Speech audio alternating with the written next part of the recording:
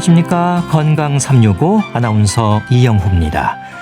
눈이 감긴 채 의식 활동이 쉬는 상태, 이 잠에 대한 사전적인 의미입니다. 의식 활동이 잘 쉬어져야 다음 날의 일상이 가볍게 시작될 텐데요. 얕은 잠을 자고 자다 깨고 잠들기까지 뒤척이는 시간도 길고 이 잠들지 못하는 분들은 잠과 씨름한다는 표현까지 사용합니다. 피곤해서 골아 떨어진다는 말도 하지만 피곤해도 잠은 오지 않는 알 수 없는 불면의 시간을 어떻게 이해하면 될까요? 오늘은 잠들지 못하는 여러 요인들, 이 불면에 대해 살펴보겠습니다. 건강 365 김민기의 아하 누가 그렇게로 시작합니다. KBS 라디오 건강 365 함께하고 계십니다. 불면증은 잠을 방해받는 거지요.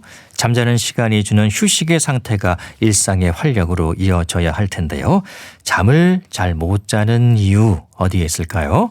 경희대 한의대 침구과 김용석 교수에게 도움 말씀 듣겠습니다. 교수님 안녕하십니까? 네, 안녕하세요. 네, 이 한의학에서 보면 수면은 어떻습니까? 이 기로도 설명한다 그러던데요. 그렇죠. 이제 한의학에서는 모든 현상들이 어떤 흐름의 문제로 보게 되는데요. 예. 그 흐름은 이제 기라고 볼 수도 있고요. 그래서 사람의 몸에서 기가 어떻게 흐르는지를 보여주는 현상 중에 하나가 바로 이제 기라고 볼 수 있거든요. 예. 그러니까 기는 또 다신기의 음기의 양기 이렇게 두 개로 나눌 수 있어요. 이게 서로 조화를 이루어야 되는데, 그러니까 활동하고 뭔가 발산시켜주는 기운이 양기라고 보면, 우와 반대대로 뭐 잠잠하고 뭐 갈무리하고 하는 이런 기운을 이제 음기라고 볼 수 있거든요. 그러니까 낮에는 양기가 활성화돼서 이제 활동을 하게 되고요, 적극적으로. 그리고 밤에는 음기가 주관하기 때문에 몸과 마음을 휴식 상태로 만들어 주거든요. 네. 이런 것이 정상적인 어떤 기의 리듬이 깨져버리면 밤낮의 기운이 바뀌면 이제 불면증이 생길 수 있다, 이렇게 보는 거죠. 예. 흔히 이제 우리가 잠하면은 또 우리 생활 패턴이라고 하면 낮에 일하고 밤에 네, 자는 게 너무나 당연한 거잖아요. 그렇죠. 네, 네. 그런 부분도 이게 기와 연관해서 생각해 볼 수 있습니까? 그렇죠. 저 양기가 왕성한 낮에는 주로 이제 활동을 하잖아요. 음식도 소화시키고 예. 운동도 하고 육체적인 정신적인 이제 활동을 하니까 아무래도 인체의 양의 어떤 기운이 발현하게 되고요. 몸은 사계절로 보면 봄하고 여름이 이제 여기에 해당된다고 볼 수가 있겠죠. 그리고 밤에 잠잘 때는 이제 음기가 왕성하기 때문에 몸의 기운을 저장하고 갈무리하는 상태로 되거든요. 이제 가을하고 겨울 이렇게 될 수 있겠죠. 이거 보면 봄, 여름, 가을, 겨울로 마찬가지로 이렇게 음기, 양기로 보기 때문에 아무래도 뭐 동물 중에 일부는 겨울에 잠을 자는 이런 형태가 있잖아요. 예. 그리고 실제적으로 저녁에는 몸의 온도가 이제 떨어지고 또 멜라토닌이나 코티솔 같은 인체 수면을 유도하는 호르몬이 분비되는 것도 어떻게 보면 일종의 기의 리듬이라고 볼 수가 있는 거죠. 예. 기의 리듬. 네. 이제 수면 건강이라는 말도 있는데요. 우리가 자는 동안에는 어떻습니까? 이게 의식이 완전히 멈추게 되는 건가요, 교수님? 사실 수면이라는 것은 이게 뭐 하루 정도 휴식을 취하는 거잖아요. 밤에 일정 낮에 활동된 것들은 좀 휴식하고 그 다음에 또 활동할 수 있게 만들어 주니까 정신적인 스트레스나 어떤 육체적인 피로를 해소시켜주는 아주 중요한 시간이거든요. 깨어있는 동안에 활동적으로 썼던 그 에너지들도 회복하고 또 몸뿐만 아니라 마음도 새롭게 정비하는 시간이 잠자는 시간이거든요. 그러니까 어떻게 보면 불순물들이라든지 하루 동안에 있었던 찌꺼기라든지 어떤 쓰레기 같은 것들을 치우는 시간이라고 볼 수 있고요. 사실 자는 동안에 우리가 의식 같은 것은 멈추지는 않거든요. 다만 사람이 그것들을 인식하지 못하는 기 때문에 생기는 거거든요. 예. 만약에 자는 동안에 모든 게 다 멈춰버리면 숨 쉬는 것도 멈춰버리고 그러면 큰일 나잖아요. 예. 우리가 이제 렘 수면이나 비렘 수면 같은 것들을 아마 들어보신 적이 있을 텐데요. 각 수면의 단계 동안에는 깨어있는 동안에는 활성화되지 못하는 뇌의 부위가 또 활성화되고요. 특히 이제 편도체라든지 해마 부위의 작용은 낮 시간 동안의 기억을 정리하고 통합하고 또 장기 기억으로 유도하는 그런 역할을 하게 되는 거죠. 예. 그러니까 육체적인 피로뿐만이 아니고 이런 정신적인 스트레스로부터 좀 벗어날 수 있는 그런 시간이 아닐까 싶습니다. 잠을 좀 잘 자게 되면은 그 전날 과거의 어떤 나쁜 기억들도 조금은 희석되고 좋아지는 경우도 있잖아요. 네, 맞죠. 그렇죠. 네. 좀 전에 말씀드린 것처럼 뭐 편도체 활동은 특히 이제 감정을 조절하는 역할을 하거든요. 그러니까 자는 동안에 우리가 이제 이게 기분 나쁜 생각이라든지 또 잊고 싶은 생각들 뭐 이런 감정들을 처리해 주기 때문에 정신적인 감정적인 어떤 스트레스를 조절해 주거든요. 실제 연구에서는 렘 수면 동안에 꿈을 꾸는 것이 낮 시간 동안에 어떤 과도하게 감정적으로 스트레스를 받는 것과 연관이 있다고 이렇게 얘기를 하거든요. 하지만 그것보다도 육체적으로 피로하지 않아야지 또 짜증이 안 나고 일을 할 때도 덜 힘들겠잖아요. 그래서 결국 몸이 개운해야 또 스트레스에 대한 역시도 그만큼 높아지게 되는 거죠. 맞습니다. 사실 정신과 육체는 때려야 또 뗄 수 없는 관계잖아요. 그렇죠. 서로 연관을 주고 있죠. 맞습니다. 그 낮에는 활동하고 밤에는 쉬어야 한다는 게 너무나도 당연한 사실인데 그런 정상적인 생리작용에 문제가 생기는 게 불면이잖아요. 그럼 어떤 위험이 생기는 걸까요? 그렇죠. 이제 밤낮이 깨져버리면 생활 리듬이 깨지는 거거든요. 그래서 두 가지 있을 수 있는데요. 먼저는 너무 과도하게 일을 해서 어쩔 수 없이 수면이 부족해지는 상황이 있단 말이에요. 이럴 경우는 계속해서 활동적인 부분들이 많다 보면 그거를 억제하고 있는 기운들이 점점 깎아먹게 되는 거거든요. 그래서 우리 몸의 가장 소중하고 중요한 요소인 어떤 음이라든지 정이라든지 이런 것들을 소모하게 되고요. 두 번째는 뭐냐면 자고 싶어도 잘 수 없는 이런 경우잖아요. 이런 경우는 이제 불면증인데요. 이런 경우는 대개 이제 기의 리듬이 깨진 상태예요. 이런 분들은 불면증 외에도 뭐 불안이라든지 우울감이라든지 정신적으로 뭔가 이렇게 억울한 울체된 이런 상태에 있기도 하고요. 또 뭐 이런 분들을 보면 소화불량 같은 다른 어떤 신체적인 증상이 나타나기도 하거든요. 사실 두 가지 경우 결국 쉬어야 할 때 쉬지 못하고 회복하지 못하기 때문에 이로 인해서 이제 면역력도 떨어지고 또 만성적인 피로도 가고 집중력도 떨어지고 자고자라도 깨어나지 않는 이런 형태가 계속 문제가 생기거든요. 결국 잠을 자지 못해서 몸도 아프고 또 마음도 아프고 또 몸이 아프니까 잠을 또 자지 못한 이런 악순환이 반복하게 되는 거죠. 잠을 잘 자지 못하는 이유가 사실 한두 가지가 아니잖아요. 그렇죠. 생각이 너무 많아지면 당연히 잠이 잘 안 오는 것이고 또 어떤 분들은 무슨 화 같은 게 쌓여서 답답해서 잠을 설치기도 하고 또 어떤 질환이 있으면은 또 잠을 못 자는 경우도 있고 뭐 감기 때문에 잠을 잘 못 드는 경우도 있죠. 그렇죠. 뭐 기침 심하게 하면 또 그럴 수도 있거든요. 사실 뭐 잠을 들기도 힘들고 또 깊은 잠을 못 자고 자다가 깨서 다음에 또 잠들려면 또 힘들어지고 그리고 자고 나도 깨운치 않고 우리 선잠을 잔다 이런 형태들이 상당히 많이 나타나는데요. 결국 이제 기의 흐름이 깨져서 이런 불면증이 나타나지만 유형은 아주 다양하게 나타나요. 그래서 이제 화를 많다고 얘기하는 경우 있잖아요. 생각에 꼬리를 물어서 잠을 잘 수 없는 그런 형도 있고요. 또 너무 피곤해갖고 지쳐갖고 잠 못 자는 경우도 있잖아요. 이런 경우에는 그걸 갈무리할 수 있는 음의 기운이 완전히 타버려서 그걸 갈무리할 힘이 없어지는 상태고요. 또 이제 화가 많지는 않은데 또 불안하고 걱정이 많은 사람들 있잖아요. 이런 경우는 심기가 약해져서 잠을 잘 못 주무시는 경우도 있고 또 소화가 잘 안 돼서 늘 피로한 경우도 있고 뭐 속이 메스껍고 가슴이 답답할 경우 이런 경우도 있고요. 그래서 잠을 잘 못 자면 결국 사람이 가장 효율적으로 신체 활력을 회복할 수 있는 그런 기회를 놓치게 되니까 건강에는 좋지 않죠. 정말 이유만 해도 수십 가지는 될 것 같습니다.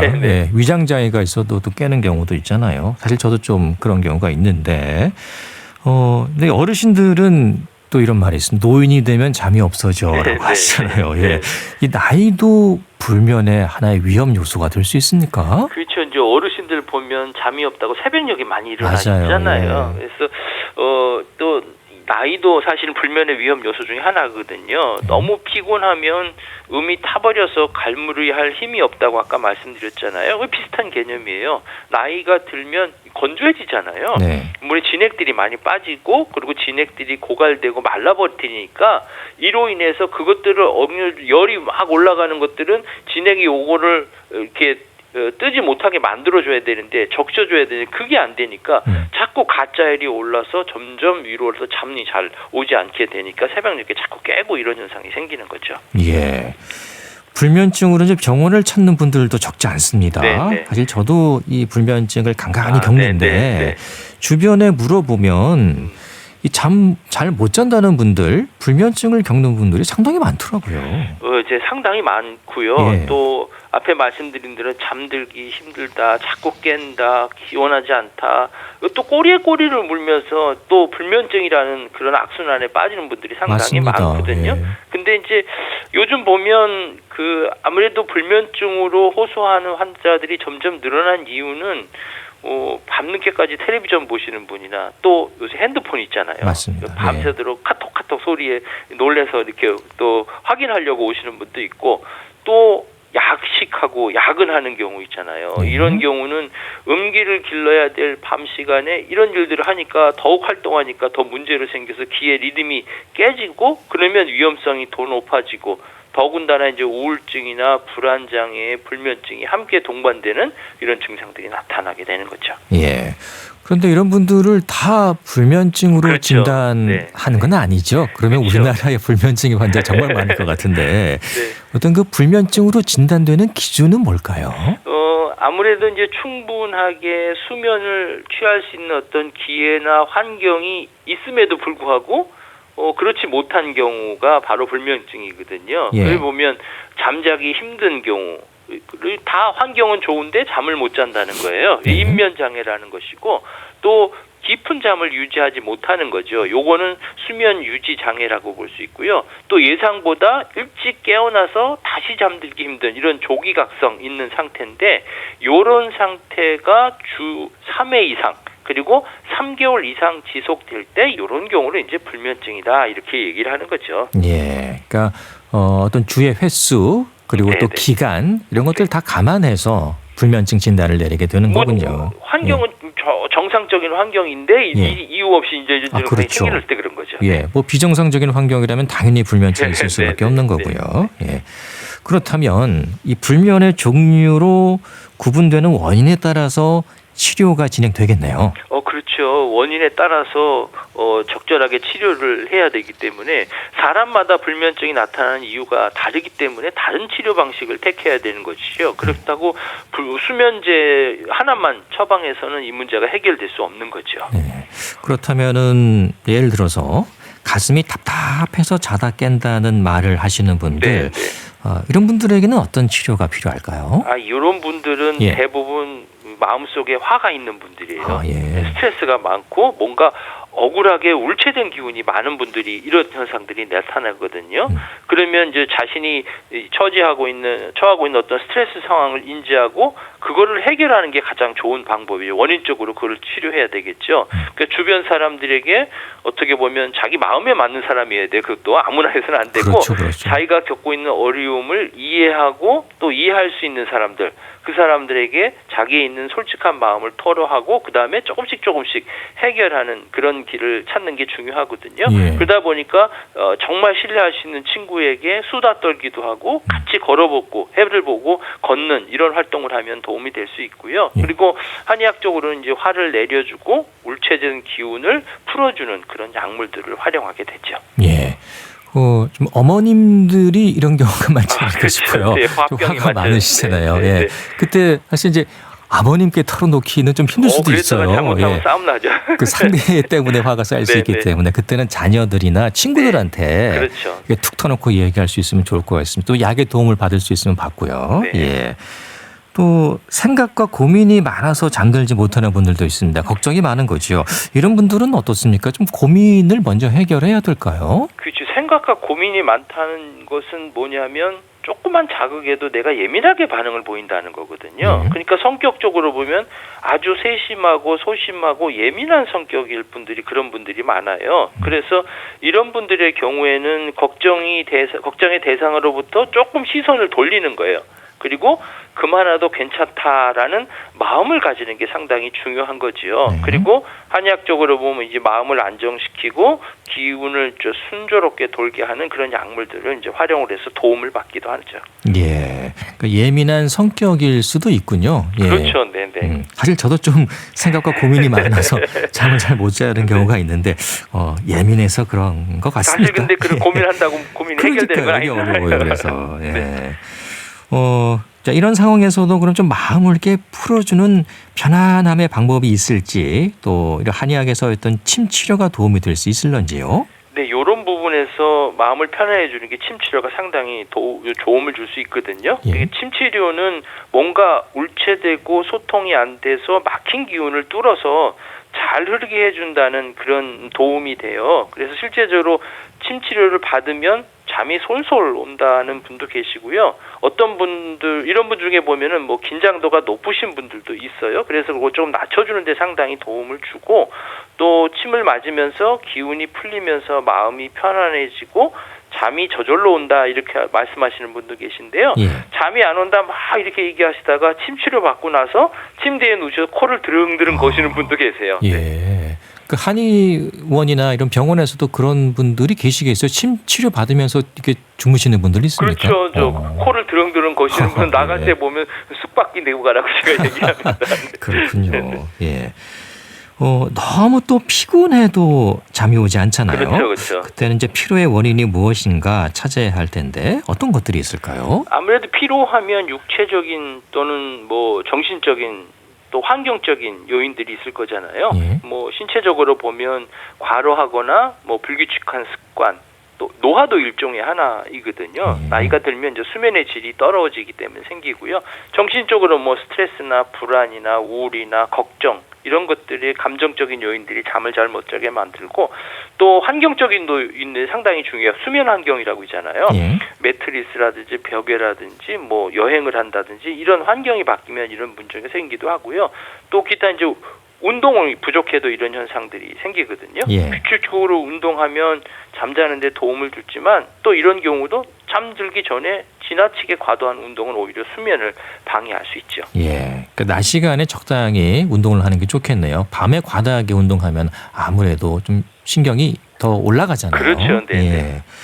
이 어르신들, 노인들은 어떨까요? 그럼 좀 기를 보충해 주는 건 도움이 될 수 있을까요? 그렇죠. 이제 기가 부족하니까 건조해지고 진액이 말라가니까 밖에서 이렇게 기운을 보태줘야 되겠죠. 네. 그리고 낮 동안에 우리 몸에 이제 보양이 될 만한 음식을 또 충분히 드시고 적당히 움직여주는 것도 도움을 줄 수 있고요. 또 피곤하다고 귀찮다고 누워만 있어도 기가 돌지 않아서 수면의 리듬을 찾기가 상당히 어려워지는 거죠. 예. 침 치료 또 부항, 뭐 뜸 치료 이런 한의학적인 방법들이 있는데 이 잠을 잘 들지 못하는 원인에 따라서 침자리가 달라진다거나 그런 부분들이 있을까요? 당연히 달라지겠죠. 원인에 예. 따라서는 되게 스트레스를 받거나 그러면 스트레스를 좀 내려주고 억울한 감이 있는 경우는 간이라는 경우에서 문제가 생기니까 그것과 관련돼 있는 혈자리를 자침을 하기도 하고 체력이 떨어져 있을 경우는 그런 부위에다 놓기 때문에 장부의 기운에 따라 뭐 기가 흐르는 경락이 따로 있다고 보기 때문에 불편한 그런 부위에 따라서 우리가 침 놓는 부위를 다르게 생각하고요. 또 뜸 치료는 뭐 몸이 차거나 소화가 잘 안 되는 분들은 배에다가 뜸을 떠서 하기도 하고 또 불면증을 호소하는 분들 보면 대개 두통하고 승모근 뒤쪽에 이제 통증을 겪는 분들이 상당히 많아요. 네. 그래서 이 부분들은 이제 부항을 뜨기도 하고요. 또 양쪽 척추 양쪽에는 이제 부교감 신경이 지나가는 길이 있는데 이곳에다가 부항을 하게 되면 몸을 좀 안정할 수 있기 때문에 그 부위에 마음과 관련돼 있는 혈자리에다가 부항을 뜨게 되면 주무시기 전에 하게 되면 편안하게 잠을 주무실 수가 있죠. 네. 그런 치료들의 효과는 어떻습니까? 기를 이렇게 좀 모아주는 건가요? 어떤가요? 사실 이제 기를 모아주긴다는 것보다는 예. 막혀있던 어떤 기를 뚫어주고 뚫어준다. 네, 확산시켜주는 그런 효과가 있게 되겠죠. 밖에서 자극을 주어서 여기저기 막혀 있는 것들을 흐르지 못하는 것들을 길을 돌게 해서 정상적인 흐름을 찾게 해준다 이렇게 볼 수가 있습니다. 예. 하루에 이제 몇 시간 이상은 자야 된다 이런 말도 있습니다. 네. 그런데 이게 시간도 중요하겠습니다만은 질이 더 중요할 것 같아요. 예. 특히 이제 요즘 같은 봄에는 네. 꿈을 좀 많이 꾼다는 분들도 계세요. 이게 불면과 어떤 계절적인 부분도 연관이 있을까요? 당연히 관계가 있어요? 있죠. 네. 네. 사실 뭐 수면 시간 7시간, 8시간 자야 된다 하는 거 수면도 중요하지만 얼마나 깊이 자는지 그리고 몇 시에 자는지가 상당히 중요하거든요. 잠은 밤에 자라고 되어 있는 건데 낮에 자는 거고 밤에 잠 안 온다고 이렇게 하면 이상해지는 거잖아요. 한의학적으로 보면 오후 11시부터 1시 이전엔 잠을 자야 된다 이렇게 얘기를 하거든요. 우리 몸의 경락에 지나가는 시간들이 정해져 있는데 이때가 이제 음기의 기가 수렴되는 시간이에요. 그래서 이때는 자야 되거든요.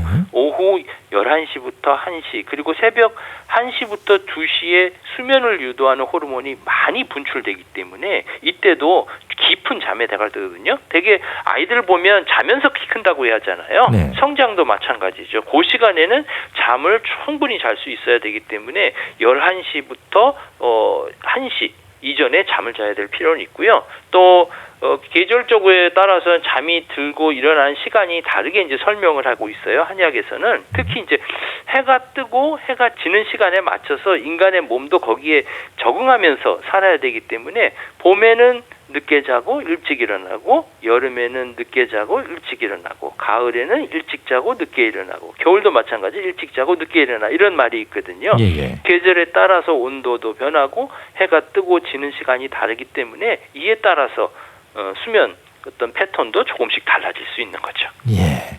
이 잠을 잘 못 자게 하는 위험 요인들 여러 가지가 있지만은 기본적으로 이 불면증을 해결할 수 있는 방법 살펴야 하는 부분들이 있겠죠. 아무래도 첫 번째는 규칙적인 수면 습관을 유지해야 되겠죠. 예. 일정한 시간에 주무셔야 되고 수면 환경도 좀 조절해야 되고요. 잠자리에서 뭐 텔레비전이나 스마트폰 이것 좀 사용 절제하셔야 되고 생활 습관은 낮 동안에 햇빛 보면서 걷는 게 상당히 중요하고요.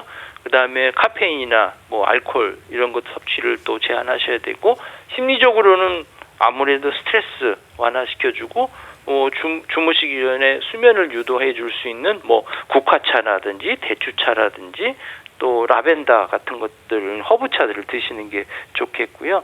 또 이제 만약에 이런 불면증이 계속해서 지속된다면 네. 전문적인 의사에서 상담을 받아보시는 게 좋겠죠. 네.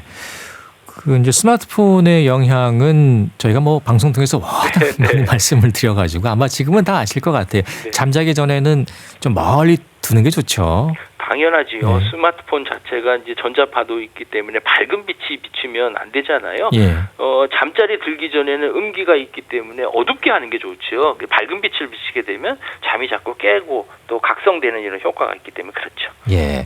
잠을 잘 못 자게 되면은 또 내가 잠을 못 잔다는 것도 하나의 스트레스가 되는 것 같아요. 그렇죠. 거기에 자꾸 꼬리에 꼬리를 묻는 거지요. 네. 그래서 예. 또 수면 환경이라든지 또 심리적인 관리라든지 또 필요한 것들을 같이 도움을 주는 것들을 병행을 해야 되지. 그렇지 않고 자꾸 거기에 꼬리에 꼬리를 물게 되면 더 나락에 빠지게 되는 거죠. 예. 또 요즘 같은 봄에 제철 음식을 잘 챙겨 드시는 것도 괜찮을 것 같은데요. 그렇죠. 이제 봄나물이 필요한 것은 제철 음식이라는 그 시기에 가장 우리 몸에 필요한 음식을 먹는 거거든요. 예.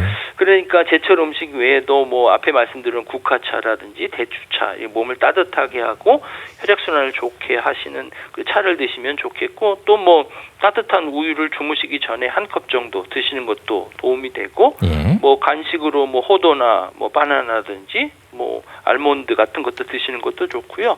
무엇보다도 낮 동안에 너무 자극적인 음식이나 카페인이 많이 들어간 음식을 삼가하시고 또 술을 마시고 잠자려고 하시는 분이 있거든요. 예. 오히려 이런 경우는 수면의 질을 낮추고 다음날 더 피로감이 들기 때문에 피해야 됩니다. 네. 오늘 불면증에 대한 도움 말씀 들었습니다. 고맙습니다. 감사합니다. 경희대 한의대 침구과 김용석 교수였습니다.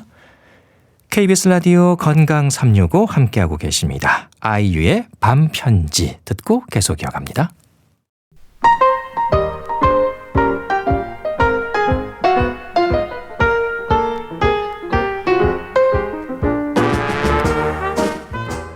건강한 하루의 시작. KBS 라디오 건강 365.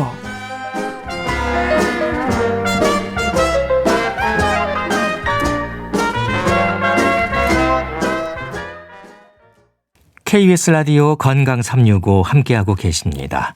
책으로 건강을 생각해 보는 시간입니다. 북칼럼니스트 홍순철 씨 만나보겠습니다. 안녕하십니까? 네, 안녕하세요. 네.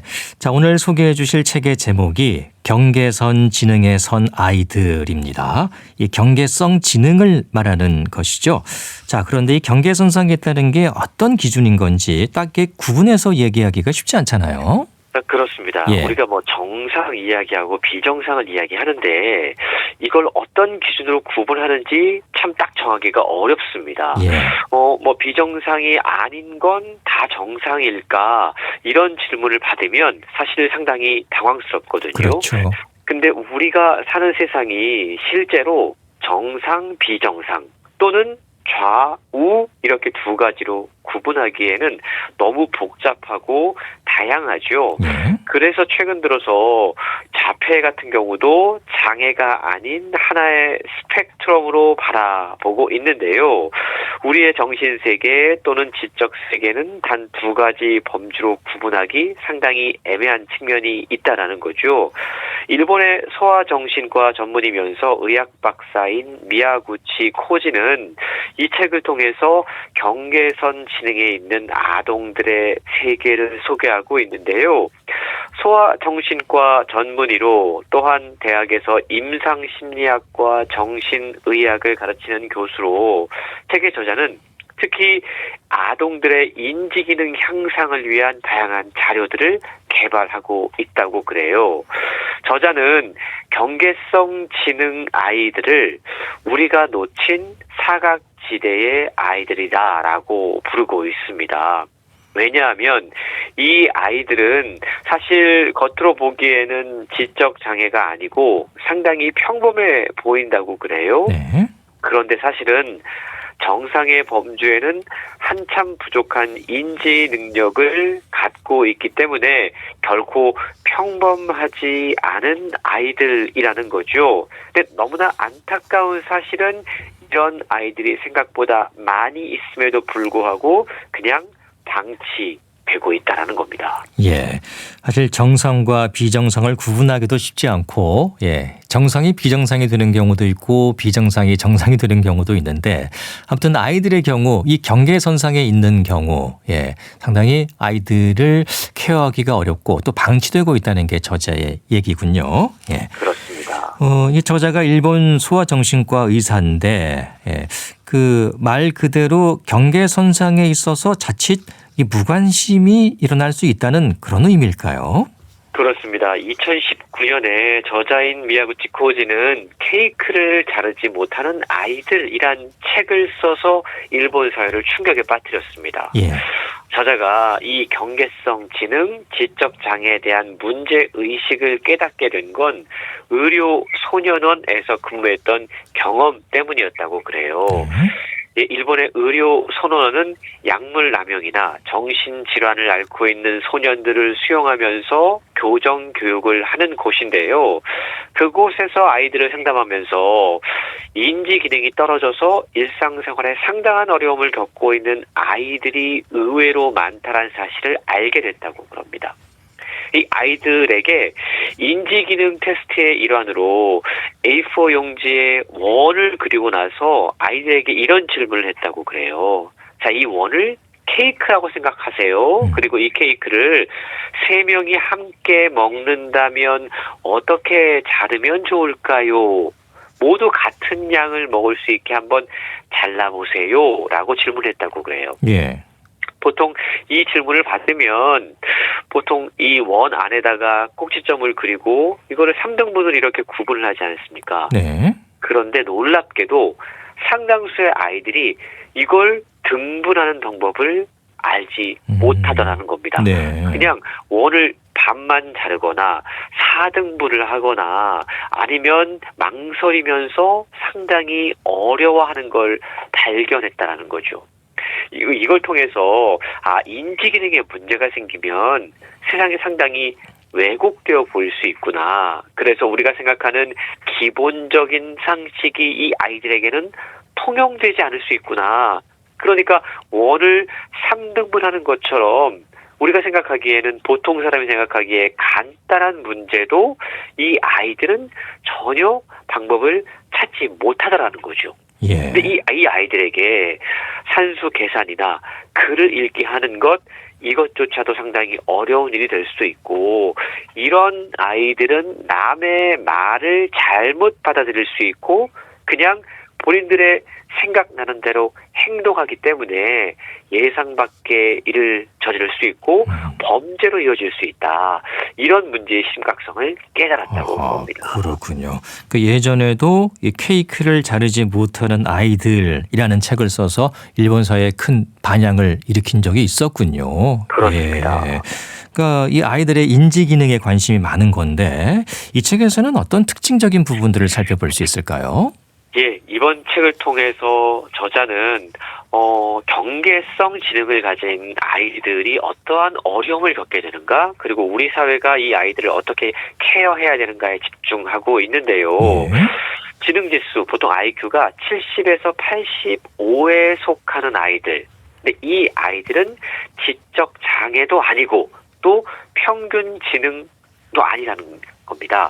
그러니까 그 사이에 있는 아이들이 경계성 지능 아이들인데 이 아이들이 어떤 특성을 갖고 있는지 그리고 이들이 겪는 학습 그리고 사회적인 고충을 조명하고 있다는 거죠. 우리가 IQ 검사를 하면 70 이상이 나오잖아요. 그럼 네. 지적장애로 판정하지 않는다고 그럽니다. 근데 이걸 지적장애 그레이존이라고 부르는데 예. 통계학상으로 전체 인구의 약 14%가 이 구역에 해당한다는 거죠. 적지 않네요. 그렇습니다.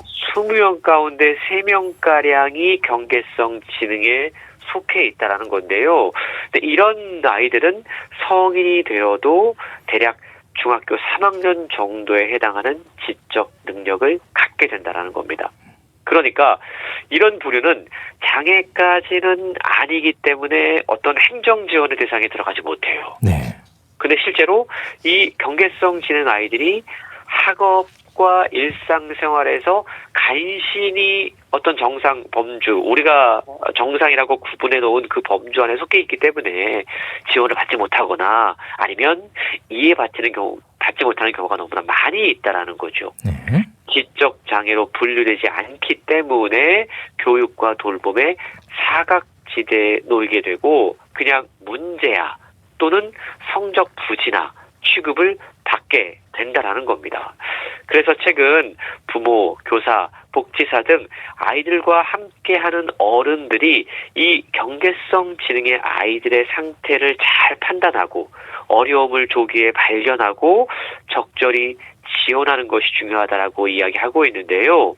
그리고 아이들을 부모들이 그리고 어른들이 잘 케어하면 그 잠재력이 다시 발현될 수 있다고 그럽니다. 예. 그래서 적절한 시기에 경계성 지능의 아이들을 발견하고 잘 케어하는 것이 중요하다라고 강조하고 있는 거죠. 예. 그 지능 검사를 통해서 나오는 숫자만 가지고 이분법적으로 나뉘다 보니까 그 중간 지대, 그러니까 회색 지대 같은 거죠. 그레이존. 여기에 있는 그렇습니다. 아이들은 행정적인 도움마저도 받지 못하는 그런 상황인 거군요. 예. 그렇다면은 이 경계성 지능을 판단하는 기준 같은 게 있을까요? 단순히 지능 검사로 판단해야 하는 건가요? 책에 보면 몇 가지 방법들이 있는데요. 예. 예를 들어 학교에서 교사가 아이들에게 이런 문제를 냈다고 한번 가정을 해보시죠. 여러분 선생님 말을 잘 들어보세요. A는 사과를 5개 갖고 있어요. 네. 그런데 3개를 주면 A가 가진 사과는 전부 몇 개가 될까요? 이 질문 간단한 것 같지만 예. 이 질문에 답을 하려면 5가지 기능이 필요합니다. 능력이 필요해요. 첫 번째가 기억, 두 번째가 언어 이해, 세 번째는 주의, 네 번째는 지각, 5번째가 추론, 판단하는 능력이라고 그럽니다. 예. 선생님 질문에 답을 하려면 우선 선생님의 이야기에 주의를 기울여야 하겠죠. 그렇죠. 멍하게 넋을 놓고 있으면 바깥을 보고 있으면 졸고 있다면 알아들을 수가 없습니다. 그리고 선생님의 이야기를 제대로 알아들어서 이걸 지각하고 또 개수, 처음 이야기한 개수를 잘 기억해야 됩니다. 네. 뿐만 아니고 선생님이 말한 문제를 잘 이해해야 돼요. 문해력이라고 이야기하죠. 그리고 간단한 계산이지만 머리로 암산하기 위해서는 다른 생각하지 말고 계산할 수 있는 주의 집중력도 필요합니다. 그리고 사실 앞서 냈던 문제는 두 가지 해석을 할 수가 있거든요.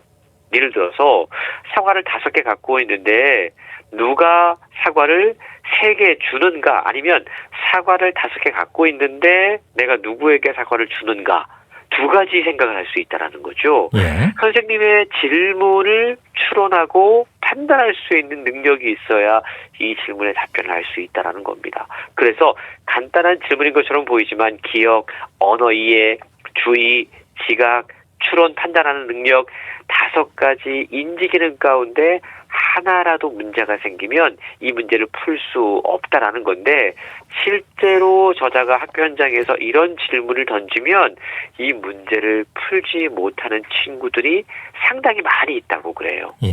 근데 이걸 바로 경계성 지능이라고 이야기할 수 있다는 거죠. 그렇군요. 초등학교 한 1, 2학년 수준의 문제일 텐데, 그렇죠? 예. 그렇습니다. 근데 의외로 아이들이 잘 풀지 못하는 게 있고, 예. 이런 말씀하신 5가지가 잘 조합이 되지 않을 때 그런 일이 생길 수 있다는 거군요. 맞습니다. 예. 아무튼 이런 검사를 통해서 경계성 지능인지 아닌지 여부를 판단해야 하는데, 특히 이제 아이들은 긴장하잖아요. 예. 맞습니다. 긴장하다 보면 제대로 된 평가가 안 될 수도 있을 것 같아요. 아는 것도 모를 수 있는 거고요. 예. 그러다 보니까 이 경계성 지능은 겉으로 보기에는 알 수가 없고, 그러니까 사각지대라는 말이 나오는 거겠죠. 그렇습니다. 예. 이 아이들은 겉으로 볼 때는 평범해 보인다고 그래요. 그래서 문제를 알아차리기가 상당히 어렵습니다. 그러다 보니까 아이들이 자꾸만 겉으로 볼 때 문제가 없으니까 학습에서 어려움을 겪게 되고 친구들과의 관계에서도 소외되기 쉽다라는 거죠. 이 아이들은 자신들의 문제를 말로 표현하기 서툴고 도움을 구하는 걸 또 부끄러워하기 때문에 제대로 된 지원을 받지 못하는 경우도 많이 있다고 그럽니다. 특히 어떤 인지기능에 문제가 있는 건 학업에만 문제를 일으키는 게 아니에요. 네. 사회적 관계에서도 어려움을 겪게 됩니다. 수업을 따라가기 힘들기 때문에 다른 아이들과 대인 관계를 맺는 것도 힘들어하죠. 그리고 자신들이 못한다라는 걸 남들이 알까봐 불안감을 자주 느낀다고 그럽니다. 책에 보면 실제로 이러한 경계성 지능 아이들이 처한 현실이 상당히 생생하게 그려지고 있는데요. 어떻게 이들을 이해하고 도울 수 있는지 실질적인 방안도 함께 이야기를 하고 있습니다. 특히 감정적인 문제를 우리가 좀 주목을 해야 되는데, 네. 이 경계성 지능 아이들의 감정 문제는 크게 2가지 유형이 있다고 그럽니다. 하나는 남의 마음을 이해하지 못하는 거예요. 또 하나는 자신의 감정을 또 제어하지 못하는 아이가 있다는 겁니다. 그래서 첫 번째 경우 남의 마음을 잘 이해하지 못하는 경우에는 상대방의 표정을 읽어내는 데 문제가 있을 수 있다는 겁니다. 그리고 남의 마음을 알기 위해서는 표정뿐만이 아니라 어떤 주변 상황이나 정보를 캐치를 해서 상대방이 지금 어떤 기분이야 라는 걸 파악해야 되는데, 경계성 지능 아이들은 이런 능력이 떨어진다고 그럽니다. 네. 그래서 이런 아이들에게는 희노애락이 그려진 표정 카드를 만들어서 자꾸만 표정으로 감정을 읽어내는 연습을 하도록 하는 것이 좋다고 그러고요. 또 자신의 어떤 상황들, 그리고 상대방의 표정들을 잘 인지를 하거나 그런 주변 상황들을 깨닫지 못한다면 상황극, 체험극 이런 것들을 통해서 상대가 지금 어떠한 마음인지 판단하고 추론하는 능력을 키워줄 수 있어야 한다라고 책은 조언하고 있습니다. 네. 어떻게 이런 부분들을 해결할 수 있을지에 대한 구체적인 방법까지 제시를 하고 있는 거군요. 예. 그렇습니다. 어떤 경계성 지능인 아이들을 위해서 살펴야 하는 부분들이 많을 것 같은데, 이런 적절한 교육이나 훈련을 통해서 상황이 나아질 수 있다는 거군요. 그렇습니다. 예. 일단 파악을 해야 돼요. 네. 보통 이런 기능의 문제를 파악할 수 있는 게 초등학교 2학년 무렵이라고 그럽니다. 예. 그래서 아이들에게 관심을 기울이고 이상 징후를 빨리 파악을 하는 게 중요하고요. 그나마 초등학생일 때는 교사나 어른들의 말을 잘 듣잖아요. 그렇죠. 그리고 부모에 대한 의존도가 크기 때문에 이런 아이들을 잘 대응하기가 쉬운데 이걸 빨리 캐치하지 못하고 중학생이 돼버리면 사춘기가 돼버리면 이때부터는 이 문제에 대응하기가 상당히 어려워질 수 있습니다. 맞습니다. 예. 그래서 아이가 학교에 입학한 후에 학습이나 인지 수준, 언어 발달이 다른 아이들과 묘하게 다르다라는 느낌이 있다면 또는 아이의 행동이 지나치게 과격하거나 미심쩍은 부분이 있다면 혼내지 말고 아이들에게 혹시 경계성 지능에 문제가 있는 것은 아닌지 잘 살펴야 한다라고 이야기를 하고 있는데요. 그리고 이런 아이들에게는 어떤 교과목을 학습시키는 것보다 인지 능력을 우선적으로 훈련시키는 것이 중요하다고 그럽니다. 그래서 책에 보면 이 아이들의 인지 기능을 훈련시키는 방법으로 코그니션 트레이닝이라고 하는 것이 소개가 되고 있는데 하루에 5분씩 놀이하듯이 하면 되는 훈련이라고 그래요. 이게 앞서 소개했던 인지 기능을 구성하는 5가지 요소, 기억, 주의, 지각, 언어 이해, 판단 추론, 이것을 각각 훈련하는 5가지 트레이닝으로 구성되어 있다고 그럽니다. 예. 초등학교 이제 2학년 무렵부터 이런 증상을 이제 캐치할 수가 있다는 건데 사실 사춘기 접어들면 고치기 힘들거든요. 예. 맞아요. 5가지 트레이닝. 그렇다면은 책에서 어떻게 설명되는지도 소개해 주시죠. 네, 놀이처럼 하는 건데요. 예. 묘사하기, 기억하기, 찾아내기, 상상하기, 숫자 세기입니다.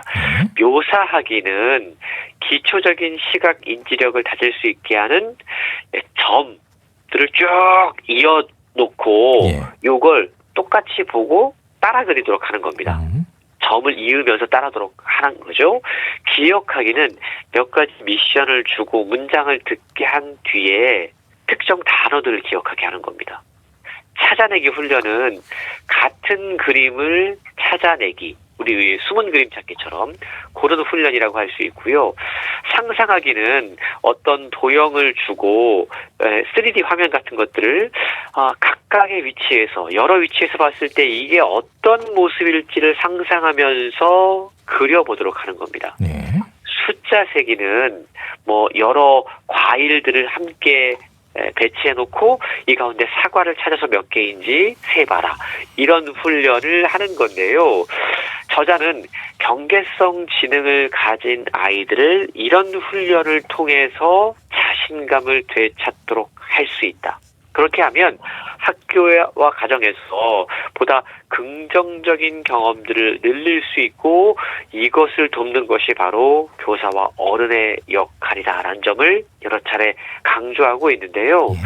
워낙 지금 우리가 사는 세상이 분주하고 빠르게 돌아가다 보니까 이런 아이들을 캐치하지 못하고 그냥 뒤처지게 내버려두고 소외되도록 방치하고 있는데요. 이런 아이들이 잘 케어될 수 있는 세상이 좋은 세상이고 또한 그런 어른이 우리가 지향해야 될 바람직한 어른의 모습이다라는 점도 책은 이야기하고 있습니다. 네, 아이를 키우면서 단순히 지능 검사를 통해서 알게 되는 그 숫자만 가지고 판단할 건 절대 아니라는 거지요. 그렇습니다. 그 경계에 있는 아이들, 경계성 지능의 아이들은 더 각별하게 신경 쓰고 또 훈련까지 하면 분명히 방법을 찾아 나갈 수 있다는 내용이었습니다. 일본 소아정신과 의사인 미야구치 코지의 경계선 지능의 선 아이들 오늘 함께했습니다. 고맙습니다. 고맙습니다. 북칼럼니스트 홍순철 씨였습니다. KBS 라디오 건강 365 카펜터스의 Close to You 들으면서 모두 마치겠습니다. 지금까지 아나운서 이영호였습니다. 고맙습니다.